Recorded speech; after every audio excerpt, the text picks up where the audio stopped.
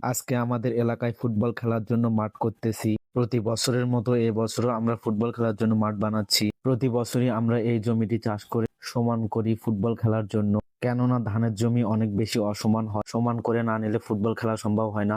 যার জন্য আমরা প্রতি বছরই পাওয়ার টলি দিয়ে জমিটা সমান করে নেই ফুটবল খেলার জন্য। তো জমিটি চাষ করে নেওয়ার জন্য আমরা তেল নিয়ে এসেছি, প্রায় 3 লিটারের মতো তেল আনা হয়েছে। তো আমি মেশিনে প্রথমেই তেলটি ঢালতেছি এবং পাশে পানি ঢালতেছে আমাদের রাসেল ভাজতে। পানি এবং তেল দেওয়ার পর এখন মেশিনটি স্টার্ট করতেছি। তো জমিটি মেইনলি আমাদের রাসেল ভাজতে চাষ করেছে, তো আমার দায়িত্ব ছিল স্যালোটি স্টার্ট করে মাঠ পর্যন্ত নিয়ে যাওয়া। আমাদের ভাস্তের অনেক বেশি অভিজ্ঞতা, ওই অনেক ভালো জমি চাষ করে, যার জন্য ওকে কিন্তু আমরা বাড়ি থেকে ডেকে নিয়ে আসি।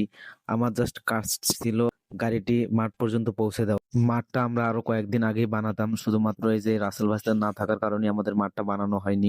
অবশেষে আমরা মাঠে পৌঁছালাম। মূল জমিতে এসে পড়লাম আমরা এই মুহূর্তে। সর্বপ্রথম আব্বা জমিটি চাষ করা শুরু করে। জমিটি কি পরিমাণ চাষ করলে বেশি সমান হবে সেটি খুব সুন্দরভাবে দেখিয়ে দেয়। এরপর গাড়িটি থামিয়ে রাসেলকে দেয়। এরপর রাসেল চাষ করা শুরু করে। তো ভাইস্তে জমিটি চাষ করার জন্য অনেক বেশি এক্সাইটেড ছিল।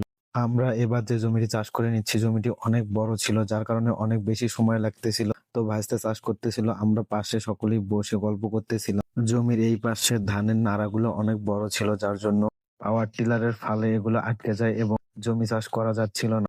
যার জন্য আমরা এগুলো পরিষ্কার করে আবার গাড়ি স্টার্ট করি। দেখতে দেখতে পুরো জমিটি চাষ করা শেষ। এবার শুধু মই দেওয়ার পালা। মই দিলে আমাদের মাঠটি কিন্তু একেবারে সমান হয়ে যাবে। যত বেশি মই দেওয়া যাবে মাঠটি তত বেশি সমান হবে।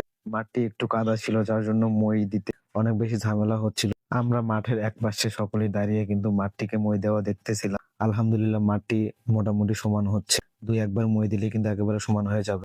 মাঠটি কমপ্লিট করার আগে আমাদের এলাকার ছোট বাচ্চারা কিন্তু খেলা শুরু করে দেয়। আলহামদুলিল্লাহ মাঠের কাজ প্রায় শেষ। এরপর আমরা বাঁশঝাড়ে গিয়েছিলাম গোলবারের বাঁশ কাটিয়ে নেওয়ার জন্য। তো ওইখানে যায় অনেক মজার মজার ঘটনা ঘটে, সেগুলো পরবর্তী ভিডিওতে আপনাদের দেখাবো।